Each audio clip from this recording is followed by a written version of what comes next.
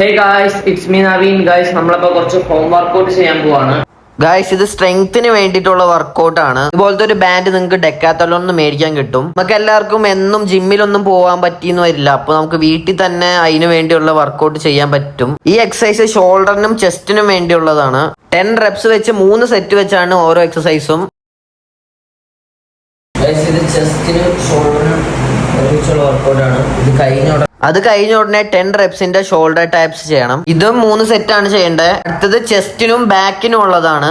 ഇത് ചെയ്യുമ്പോൾ ശ്രദ്ധിക്കേണ്ട ഒരെണ്ണം, നമ്മുടെ മുട്ട് ചെറുതായിട്ടൊന്ന് ബെൻഡ് ചെയ്ത് വെക്കണം, എന്നാലേ നമുക്ക് കറക്റ്റ് എഫക്റ്റ് കിട്ടുള്ളൂ. അത് കഴിഞ്ഞ് അപ്പൊ തന്നെ വൈഡ് പുഷപ്പ് 10 റെപ്സ് തന്നെ. അടുത്തത് ബൈസെപ്സിന് വേണ്ടിയിട്ടുള്ളതാണ് ചെയ്യണത്. ഇത് ചെയ്യുമ്പോഴും നമ്മുടെ മുട്ട് ചെറുതായിട്ട് ബെൻഡ് ആക്കണം. ബൈസിന്റെ അത് കഴിഞ്ഞുകൊണ്ട് ക്രഞ്ചസ് ആണ്, സൈഡ് ക്രഞ്ചസ് ആണ്. ഈച്ച് സൈഡ് 10 റെപ്സ് വെച്ചാണ്.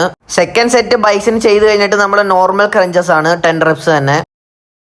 അതുപോലെ തന്നെ തേർഡ് സെറ്റ് ബൈസിന്റെ കഴിഞ്ഞാൽ ഇതുപോലെ സിംഗിൾ ലെഗ് അപ്പ് ചെയ്തിട്ടുള്ള ക്രഞ്ചസ്, ബോത്ത് ലെഗ്. അടുത്തത് ചെയ്യാൻ പോണത് ട്രൈസിനുള്ളതാണ്. ഇതും ത്രൈസിന് വേണ്ടിയിട്ടുള്ളത് തന്നെയാണ്, 10 റെപ്സ് വെച്ച്.